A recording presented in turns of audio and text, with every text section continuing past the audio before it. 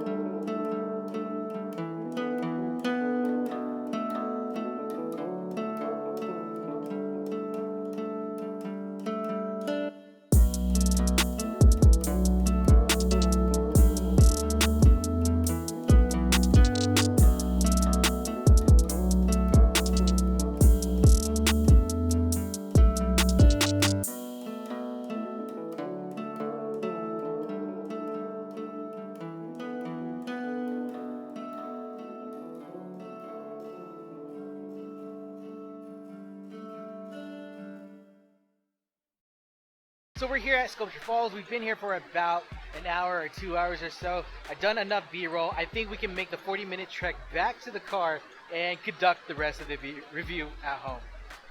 This is kind of scary heading back to the car. It's been about 10 minutes since I saw someone else on the trail out here, and it's getting darker. I mean, I know my way back, but still.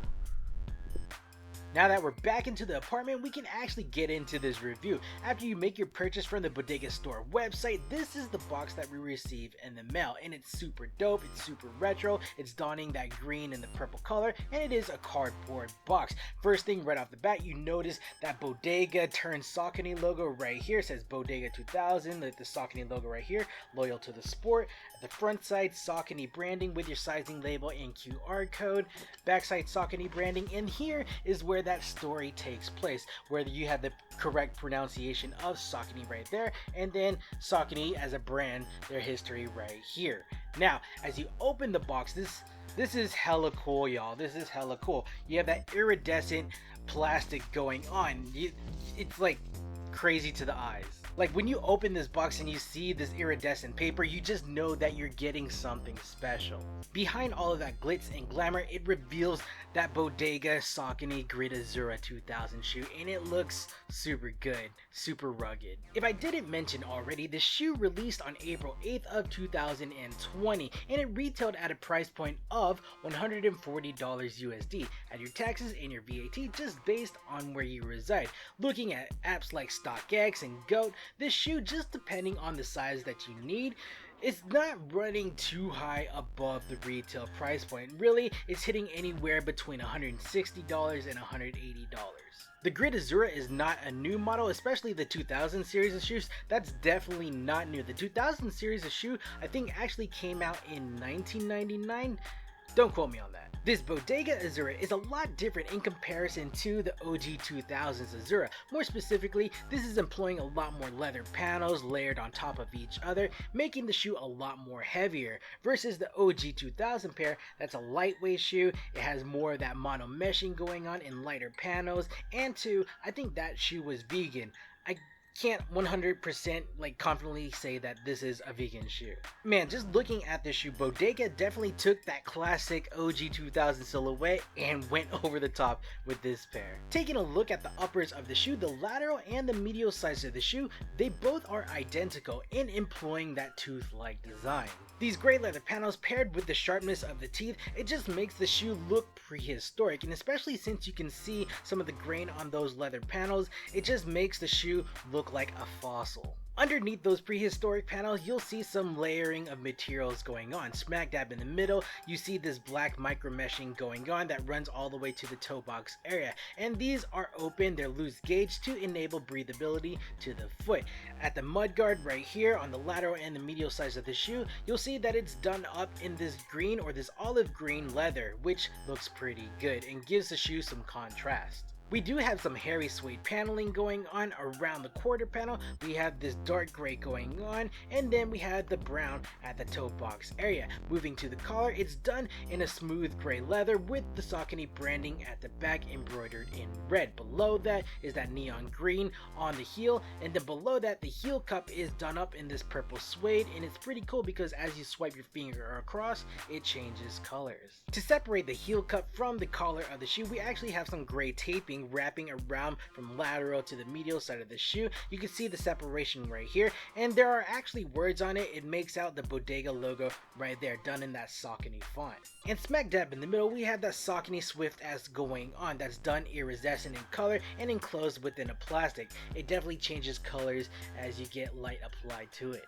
Getting into the lacing, it's done in your traditional sense where you have the eyelets that are punched into leather panels from the toe box all the way up to the collar area, and you'll see some of this nylon looping going on that is affixed to the tongue. This is to prevent the tongue from sliding into the shoe. The bottom loop done up in green and this middle portion done in purple. Now you'll have laces that are feeding through those eyelets and those loops. The default set of laces is going to be of this brown color that have purple oglets at the end. Now you know me, I am a sucker when a company gives you more than one set of shoelaces, and Bodega and Saucony, they do just that. They give you a gray set of laces with gray oglets and a green purple set of laces with red or orange oglets. And honestly, I think this one is the best one of the three.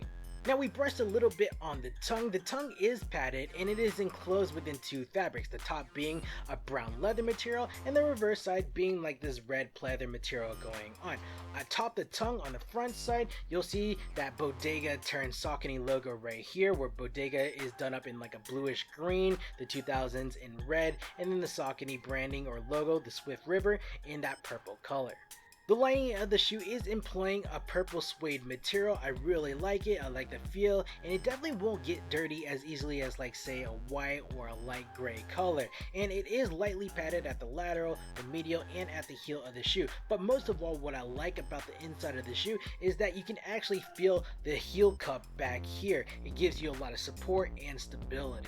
In this particular model, you are able to remove their insole and place in your own orthotics for your plantar fasciitis or arch support needs. Whatever the case may be, you can pop in your own insoles. But this one, it features a brown faux leather going on with the Bodega turned Saucony logo right here. Bodega green, red 2000, and purple Saucony River right there. And this is placed on a thin piece of black foam.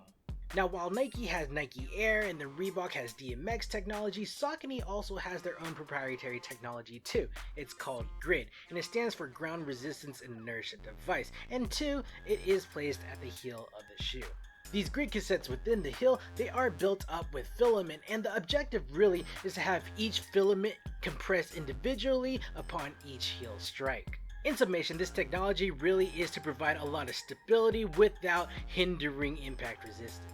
Moving on to the outsole of the shoe, it is employing a blown rubber component to enable flexibility and durability. Now, it does take on your traditional Saucony traction marking system going on, where you have the triangles facing the direction that you should be running. That's just a classic moniker for Saucony. If you look closely, you'll see that it says XT600 right here. So this traction marking, I know I said it is a blown rubber, it's a carbon rubber, so it makes it less susceptible to abrasions and makes it better able to cut dirt while you're running.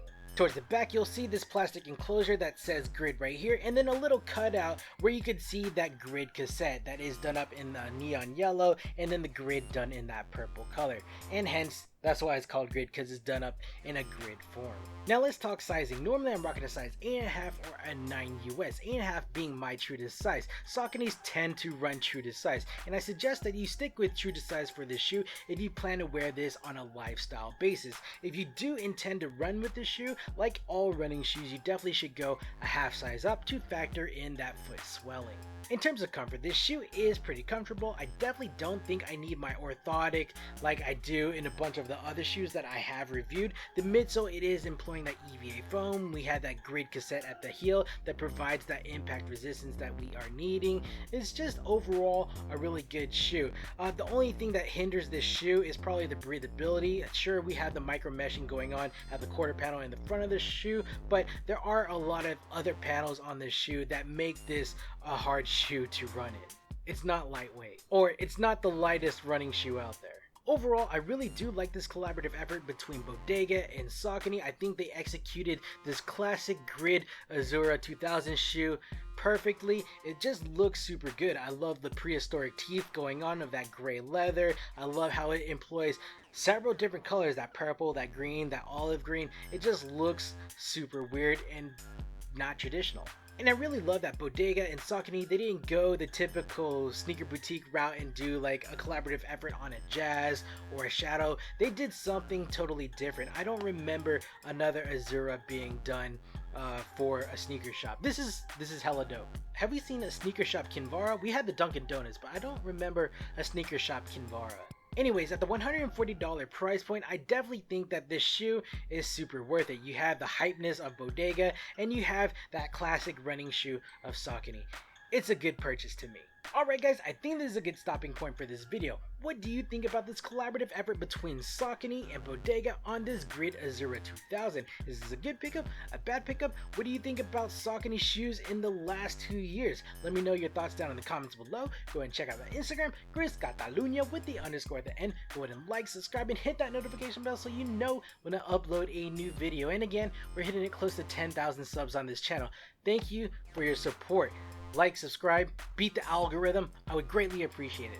Alright guys, I'm Chris Catalunya, and we will check you next time. Cheers! See you now.